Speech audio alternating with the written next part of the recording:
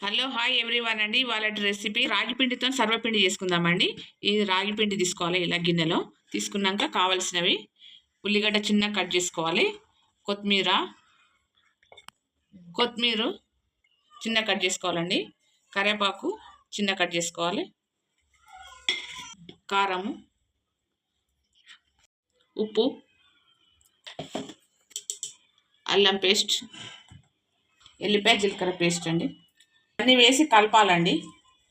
మొత్తం బాగా ఉప్పు కారం పట్టుకునేలాగా మంచిగా కలుపుకోవాలి. కలిపాక ఇప్పుడు కొద్దిగా వాటర్ వేసుకోవాలి. వస్తూ చపాతీ పిండిలాగా తడుపుకోవాలండి. నువ్వులు వేసుకోవాలండి కొన్ని. ఇలా ఆయిల్ రుద్దుకోవాలండి పెనంకి.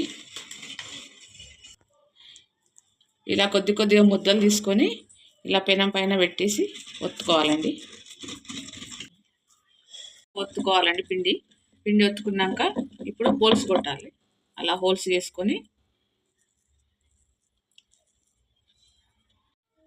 ఇలా ఆయిల్ పోసుకోవాలండి. హోల్స్లలో మంచిగా కాలుతుంది. ఇప్పుడు స్టవ్ ఆన్ చేసి పెట్టుకోవాలి. స్టవ్ అవుతుందండి. స్టవ్ పై పెట్టాక ఆ హోల్స్లలో ఆయిల్ పోసుకోవడం వల్ల మంచిగా కాలుతుంది.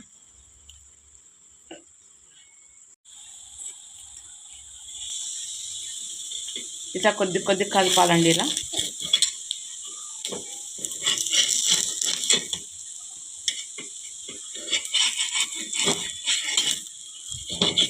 ఇంకో వైపు తిప్పుకోవాలి.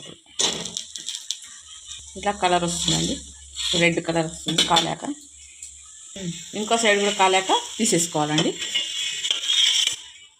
సర్వపిండి రెడీ అండి. ఈ వీడియో చూసి మీరు కూడా ఇలాగే చేసుకోండి. Please subscribe. Thank you.